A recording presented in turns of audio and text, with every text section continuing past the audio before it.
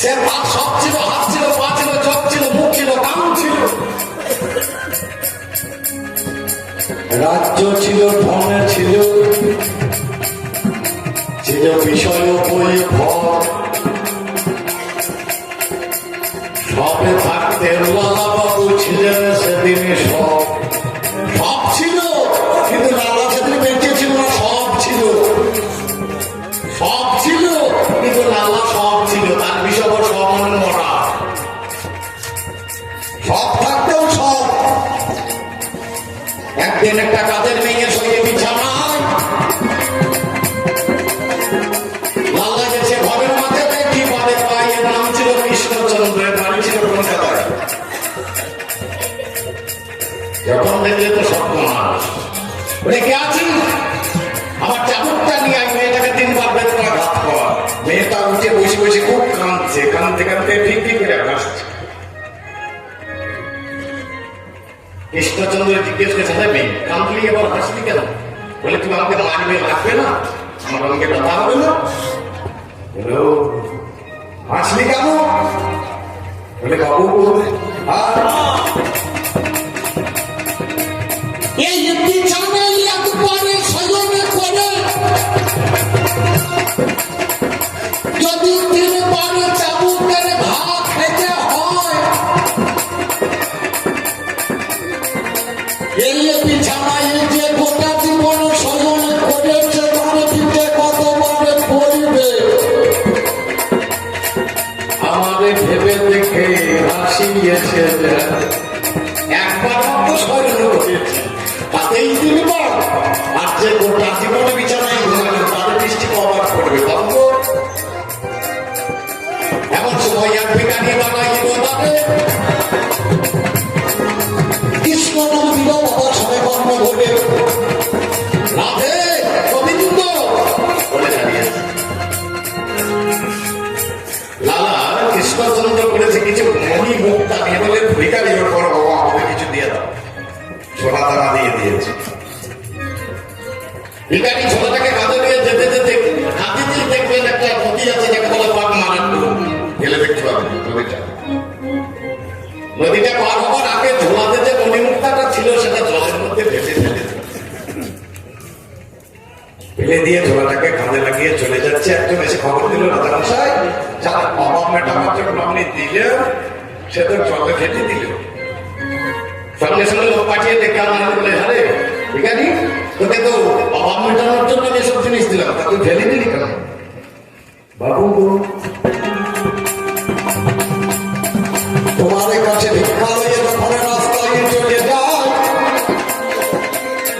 আমার কর্ণ পথে জানো কিছু বলে দেয়। বলে ভিখারি রে, তুই যদি এই সম্পত্তি নিয়ে আশ্রমে যাবি আমায় মনে রাখতে পারবি না, আমায় ভুলে যাবি। তার জন্য বাবু আমি নদীর জলে এইসব ধন আমি ঢেলে ফেলে দিয়েছি।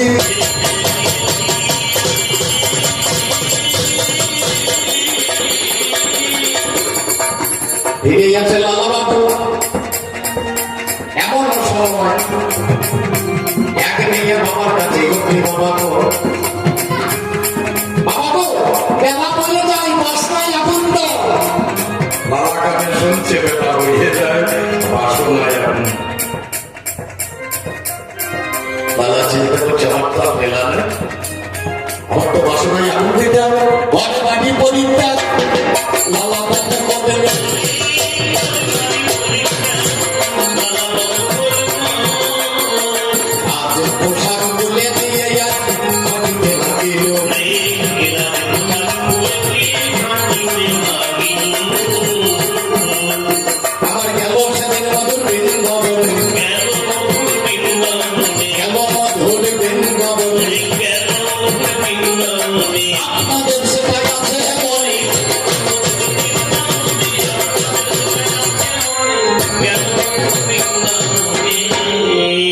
বৃন্দাবনে গিয়ে কৃষ্ণদাস আশ্রমে আশ্রয় নিয়েছেন বাবা।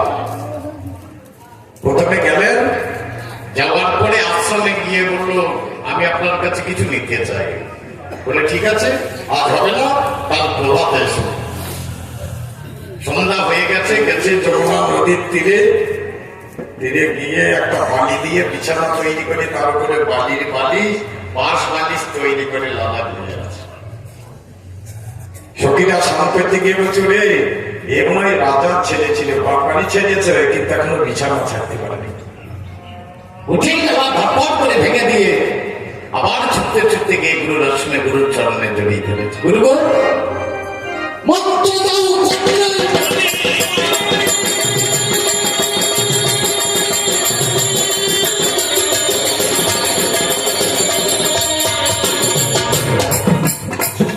বলে এখনো তো সময় হয় না।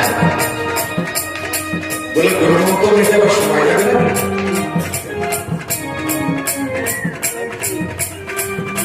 তোর এখনো সময় হয়নি বাবা।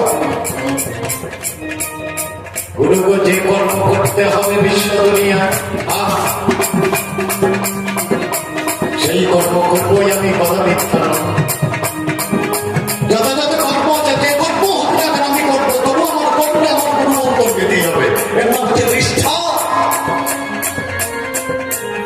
এই যে গুরু মন্ত্রটা নেবই, এর নাম হচ্ছে নিষ্ঠা।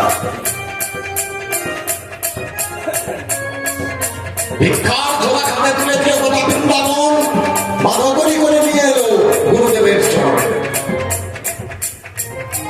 গুরুদেবের চরণে যখন ফেলে দিলেন গুরুকে, এবার ভিক্ষাটা দিয়ে দাও। এখনো সময় হয় না, বলে এখনো হয় না। গোটা বৃন্দাবন বারোবরি করে নিয়ে এলাম, তবুও হয় না। বলে গোটা বৃন্দাবন করেছো, কিন্তু এখনো একবারই বাদ আছে।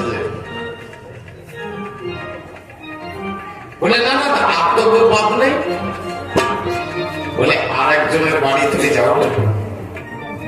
আজ যদি কেউ বৃন্দাবন দিয়ে থাকেন, যে দরজায় আমার লালা ভিক্ষার ঝোলা নিয়ে দাঁড়িয়েছিলেন, সেই দরজা এখন যেমন তেমনই হয়ে আছে।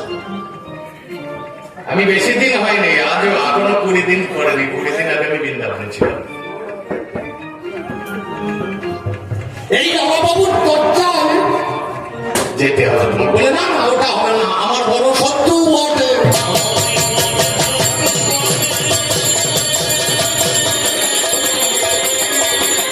এই জগৎ সেবকে নিয়ে বাবা বহু মানুষের বহু রকম বিতর্ক আছে। কেউ বলেন মুর্শিদাবাদ বাড়ি বলছেন, জগৎ সেব এসে মুর্শিদাবাদে থাকতে পারে সেটা আলাদা জিনিস, কিন্তু বাড়ি মুর্শিদাবাদে নয়। এই জগৎ সেবের বাড়ি হচ্ছে জয়পুরে, রাজস্থানে এর বাড়ি। সে রাজস্থান থেকে এসেছিল মুর্শিদাবাদে। মুর্শিদাবাদ তখন নবাবী আমল। সেই নবাবরা একে মারার জন্য বস্তায় করে নিচে ফেলে দিয়েছিল। মনে নিজের ভাগ্যটা ভালো। তারপর এখান থেকে জমিদারি ভাগ শুরু করে লালার সঙ্গে কয়েকটা পাক বিতরণা হয়, কয়েকটা মামলা হয়। সমস্ত মামলাটির কৃষ্ণচন্দ্র লালাবাবু হেরে গিয়েছিল, জয়লাভ করেছিল। বলে সব ভিক্ষা করেছি, সারা বাড়ি ব্যাপেছে। কার বাড়ি? বলে জগৎ সেবের বাড়িতে গিয়েছিলি, বলে আমার শত্রু। বলে যেদিন তুমি জমিদার ছিলে সেদিন শত্রু, আজ তো তুমি ভিখারি, তোমার আবার শত্রুতা কিসের? গুরুদেবের চরণে প্রণাম করে ঝোলাখানা কাঁধে লেগে গাইতে গাইতে চললেন।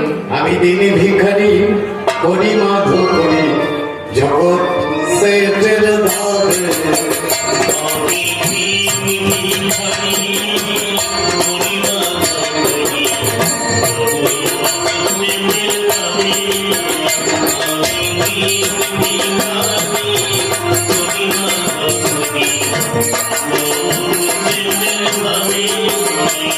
সে দিচ্ছি তাও তো ভিক্ষা হবে রক্ষা,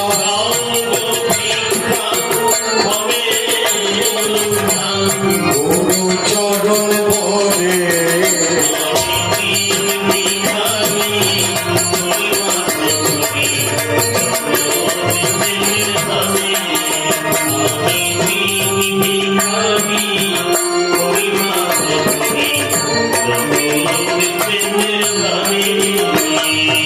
খুব চিন্তা করে দেখুন, এই লোকটা হচ্ছে জমিদারি, সেই লোকটা গিয়ে বৃন্দাবনে ভিক্ষা করছে। আর বাড়িতে জগৎ সেনের দরজায়।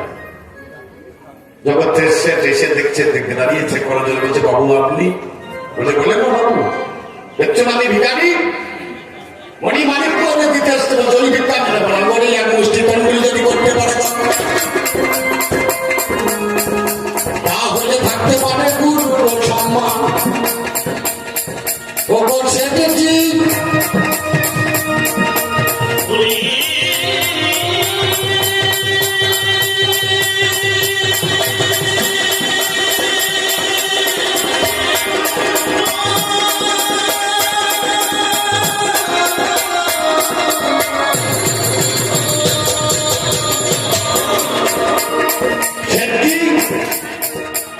আমি ওসব ভিক্ষা চাই না, আমি এক মুষ্টি বলে কি হবে ভিক্ষা রেখে? তোমার ভিক্ষাতে আমার কর্মের দীক্ষা হয়ে যাবে, দীক্ষা করে গোবিন্দের কৃপা আপনায় আপনি হবে। সে বলছে তোমাকে আমি দেবো না, তোমাকে ভিক্ষা দিতাম কিন্তু আর দেবো না। কেন বলে তোমার গুরুকে বলে আমার কোনো যদি দীক্ষাটা দাও তাহলে তোমাকে দীক্ষা দিতে হবে।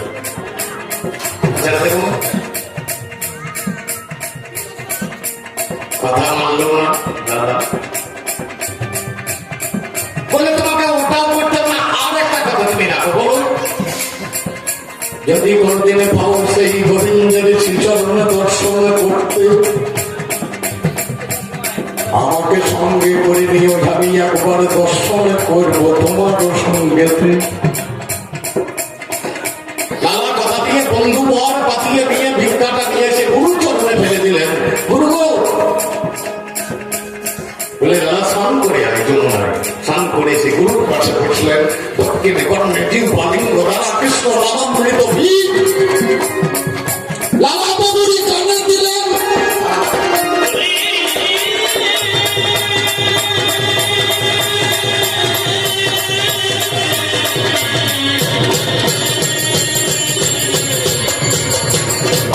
লালা বাবু বসে আমার ধ্যান করতে লাগলো।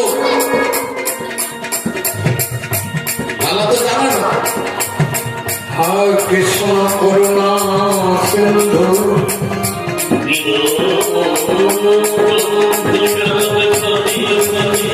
ও কৃষ্ণ গোপিকা কান্ত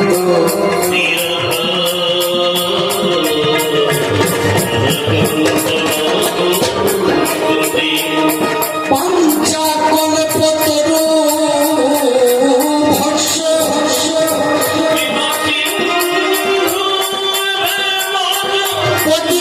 পতিতারণ্য পবনে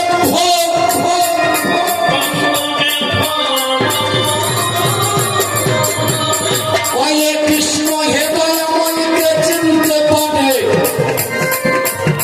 গীতি করে লীলা প্রকাশ ভয়ে ঘটাঘটি তিনি বৃন্দাবনে মাথারে ঘনশ্যামে কেদারে সন্ধান উচ্চ স্বরে আমি সদা করি গানে জয়ে চিন্তামণি চিন্তই অনুক্ষণ ছয়ে ছন্দ তোমার কে বুঝিতে পারে।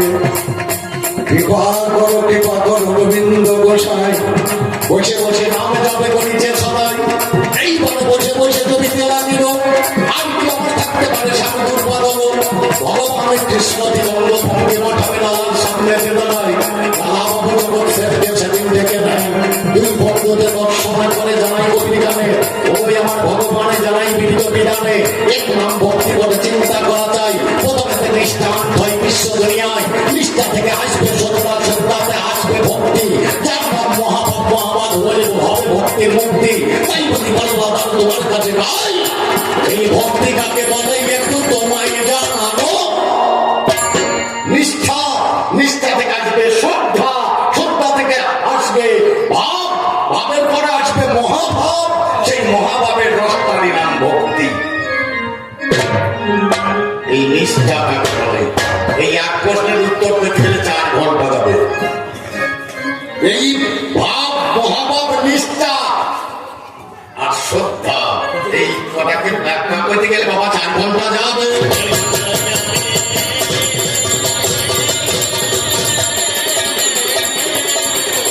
নিষ্ঠা থেকে যখন নিষ্ঠা জিনিসটা আপনাদের বললাম, তখন ভগবানের প্রতি একনিষ্ঠ হওয়া যায়, তাকে বলে নিষ্ঠা। যে কোনো কর্মের প্রতি কোনো মেয়েকে কোনো ছেলে ভালোবেসে ভালোবাসার পরে দেখবেন এর মধ্যে একটা আকাঙ্ক্ষা যাবে, এদের মধ্যে একটা ভাব যাবে। ভাবের পরে যখন কাছাকাছি হয় তখন তাদের মহাভাব যাবে। সেই মহাভাবের পরে যে ভাবটা উদ্গার হয় তাকেই বলে ভক্তি। এই জিনিসটা আর খুঁজে বলা যাবে না। এই ভক্তির আবার সিঁড়ি আছে। এই ভক্তি একরকম ভক্তি দেখলে মানে এরকম 9টা সিঁড়ি আছে, একে বলে নববিধা ভক্তি। তার মধ্যে প্রথম ভক্তি যেটা শোভন, কিছুই করতে হয় না, বসে বসে শুনলেই হবে।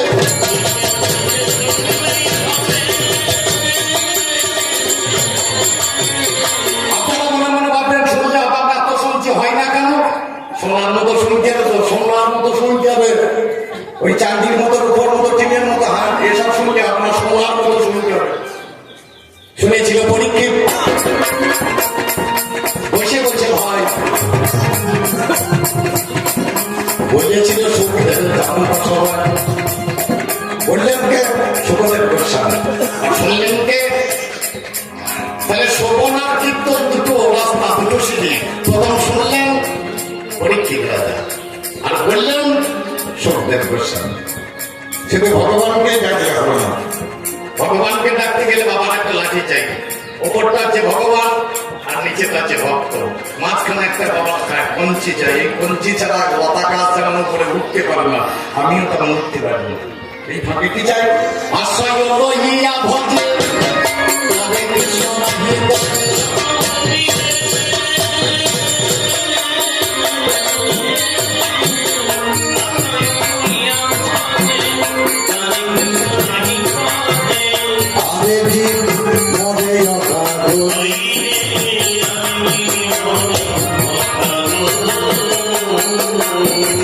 হিসাবে হবে আইলা মানে বিভাজন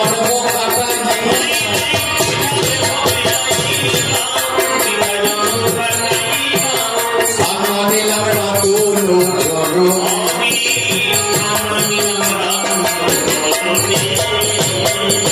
আমার পিঠা হলো ঠাকুরের জগয়া আমি গুরু চরণের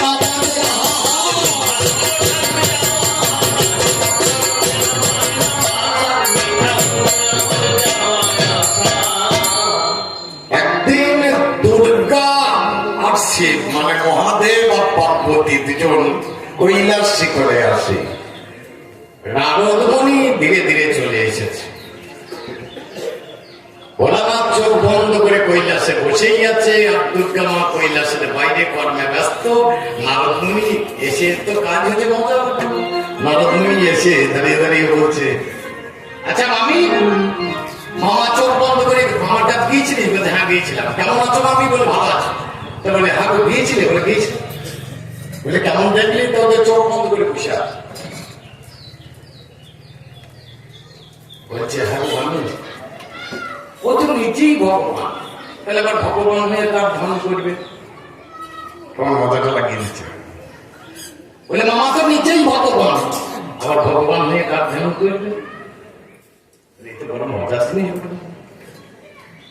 পার্বতী গিয়ে ভোলানাথের কাছে দাঁড়িয়ে বলছে, আচ্ছা ভোলানাথ একটা কথা বলো তো, তুমি তো নিজেই সেই, আবার তুমি কার ধ্যান করছো? ওটা বলা যাবে না, আমি অষ্ট প্রকৃতির ধ্যান করি। বুঝতে পারছি না, মেয়ে ছিল তো এত বুঝতে পারে। বলতে বলতে 4টে কথা বলে 5 কথা, 5 কথা বলতে কি বলছে আর বলা যাবে না।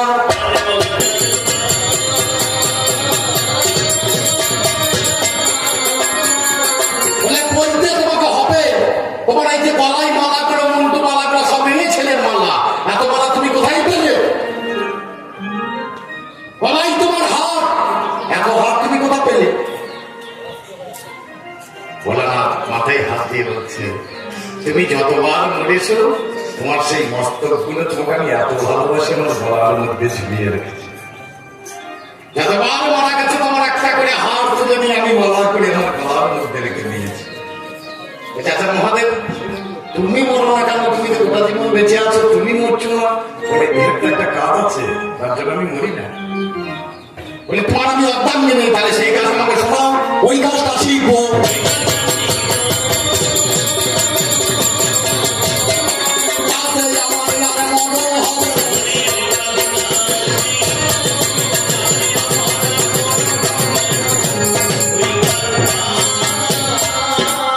এই কাজটা কেমন কাজ বলুন থেকে, এই এমন কাজ, এই কাজ শিখলে পরে মানুষের আর মরণ হবে না, ভোলানাথের মতো বেঁচেই থাকবে, মৃত্যুঞ্জয় হবে। মানুষ আগম নিগম তত্ত্ব কথা।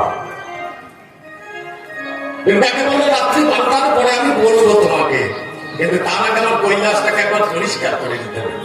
ওই কৈলাসে বসা বেঁধেছিলেন শুকো পাখি, তীক্ষ্ণটা যখন ছুঁয়ে দিলেন সব পরিষ্কার হয়ে গেল, গোটাটাই পরিষ্কার হয়ে গেল, সুখ পাখি উড়ে চলে গেল। কিন্তু একটা মজার জিনিস হয়েছিল, সুখ পাখির একটা ডিম সেখানে পড়েছিল, যেখানে আমার মাদুরটা বসাতে তার পিছনে ডিমটা পড়ে। এই কথা বলার আগে ডিমটা ফুটে দিয়েছে। একটা জীব যখন পরিষ্কার করেছে তখন তো ছিল না, পরিষ্কার করার পরে ডিমটা ফুটে একটা শাবকের জন্ম হয়ে গেছে। বসে বসে শুনছে,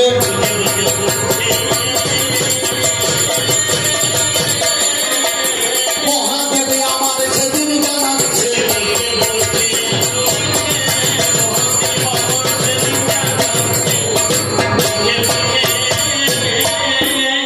দুর্গাকে একটু প্রতিজ্ঞা করে নিয়েছিল আমার ভোলা, আমি যতক্ষণ বলবো তুমি হ্যাঁ বলবে। যেমন বাচ্চা ছেলেকে গল্প বলতে গেলে হ্যাঁ বলবি, মানে তাড়াতাড়ি ঘুমোবে।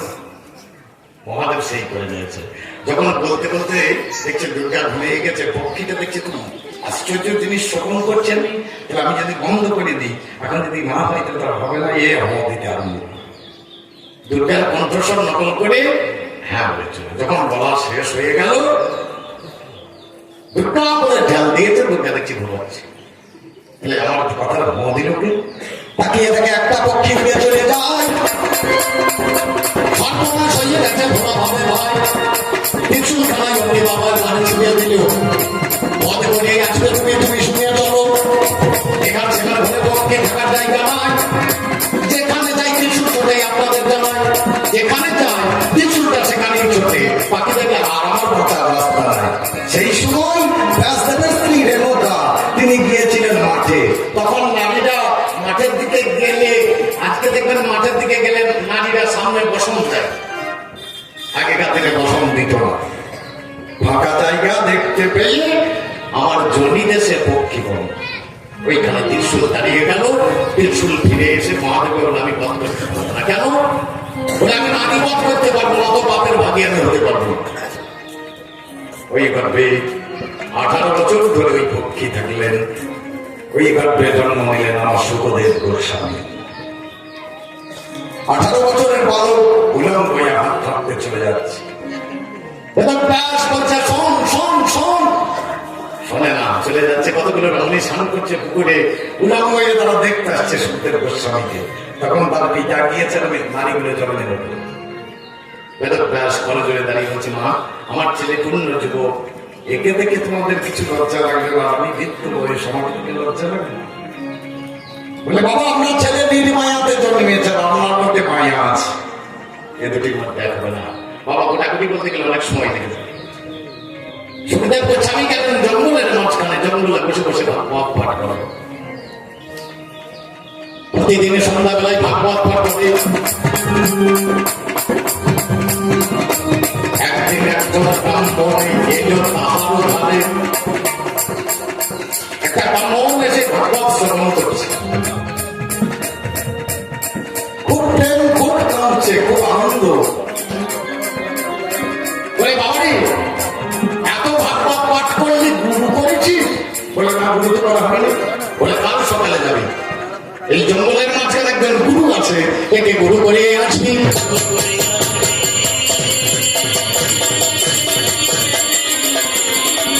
তবেই বাবা বড়ই আনন্দ পাবি।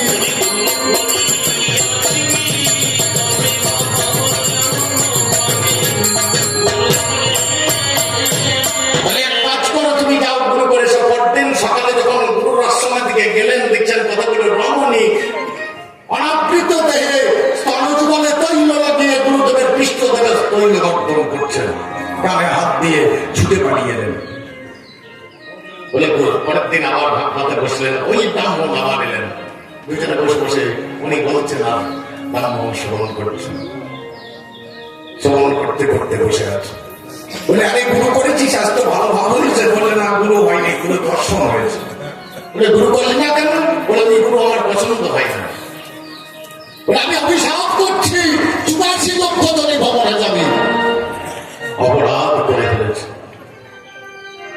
পরের দিন তার পায়ে হাত দিয়ে বলল, ব্রাহ্মণ মশাই, আপনার অভিশাপের মাথা পেতে নিলাম, তবে আমারও কথা শুনে রাখুন, আমি গুরু না করে 84 লক্ষ জনে ভ্রমণে যাব না। পরের দিন সকালবেলায় গুরুর কাছে গেল, গুরুর পায়ে ধরে সেদিন কান দিতে লাগিল, গুরু আমাকে তোমার চরণে আশ্রয় দাও, আমার কর্ণে একটু মন্ত্র প্রদান করুন। স্নান করে এসে গুরুদেবের পাশে বসলেন, কর্ণে মন্ত্র দিয়ে গুরুদেবের চরণে ধরে খুব কাঁদছে। গুরু তোমার সঙ্গে আমার আর কোনোদিন দেখা হবে না। বাবা কেন রে? বলে একজন ব্রাহ্মণ, আমি ভাগবত পাঠ করি, সেখানে এসে বসেছিলেন, আমাকে বলেছেন আমাকে 84 লক্ষ নিয়ে নেওয়া যাবে। বলে ঠিক আছে, আজ আবার ভাগবত পাঠ করবি, সন্ধ্যাবেলায় ওই ব্রাহ্মণ আবার আসবে শুনতে। এলে পরে জিজ্ঞাসা করবি, তাকে বলবি আমি তো আপনার অভিশাপ মাথায় পেতে নিয়েছি, 84 লক্ষ জনে ভ্রমণে যাব, কোন জমিতে কতদিন থাকবো আপনি যদি নিজ হাতে লিখে একটু দেখিয়ে দেবেন। যখন লেখা শেষ হয়ে যাবে, ওই পারে গড়াগড়ি দিয়ে এই পারে পার হয়ে তার চরণে জড়িয়ে ধরবি, দিয়ে বলবি তোমার মুখের বাক্য যদি সত্য হয়, তোমার হাতের লেখা সত্য। ঠিক বসে পড়েছে বাক্য পাঠে। সন্ধ্যাবেলায় বসে পড়েছে, খুব আনন্দ। এসেছেন ভগবান ব্রাহ্মণের রূপ ধরে, ব্রাহ্মণও কাঁদছেন, সুখদেব গোস্বামী উনিও কাঁদছেন, দুজনেই খুব কাঁদছেন। বসে বসে কাঁদতে কাঁদতে ওই আর কাঁদার দরকার নেই, আমাদের 84 লক্ষ যদি ভ্রমণে পেতে হবে। এক কাজ করুন ব্রাহ্মণ মহাশয়, আমি কোন জমিতে কতদিন থাকবো একটু নিজে হাতে লিখে দেখিয়ে দেবেন। লিখতে লাগলেন,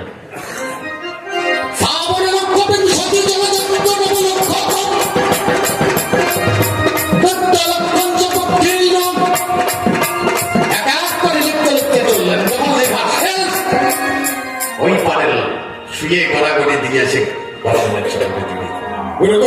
আমি যাব না।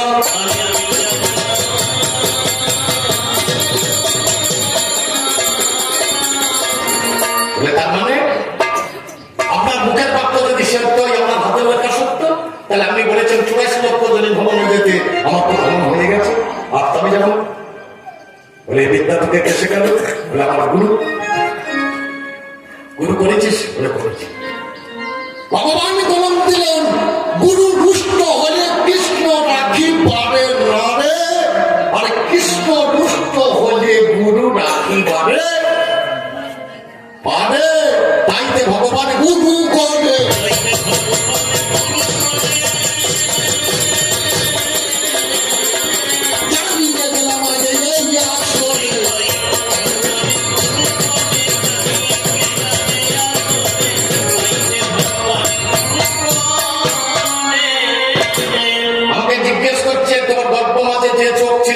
সে চোখ নাই কেন? সেই চোখই আছে, দৃষ্টির শক্তি আলাদা হয়ে গেছে। চোখটা তো পাল্টিয়ে দেয়নি, আমার কানটাও পাল্টিয়ে দেয়নি, তবে সবার ক্ষেত্রে তো সমান হবে না, হবে না? সবার চোখ কি পাল্টিয়ে দেয়? পাল্টাই না তো। যদি প্রহ্লাদের কাছে যাওয়া যায়, প্রহ্লাদের চোখটা কি পাল্টিয়েছিল? প্রহ্লাদের বচনের ভাব কি পাল্টিয়েছিল? প্রহ্লাদের পথ কি পাল্টিয়েছিল? প্রহ্লাদের হস্তের ভাব কি পাল্টিয়েছিল? যদি যাওয়া যায় ভক্ত সুদামার কাছে, তাদের ভাব কি পাল্টিয়েছিল? তাহলে এক জায়গায় বিচার করলে হবে না। যেমন চোখ তেমনই আছে, আর যাদের পাল্টিয়ে গেছে, ভগবান তোমার জন্য হয়েছে, তোমার জন্য।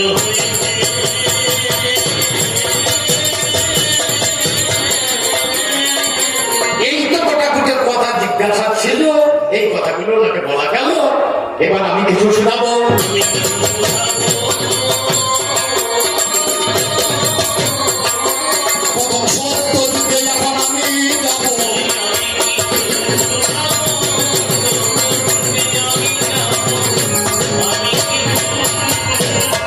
আমার সত্য যুগে নারায়ণ কিছু মনে করো না ঠাকুর, আমি তোমার ভক্ত।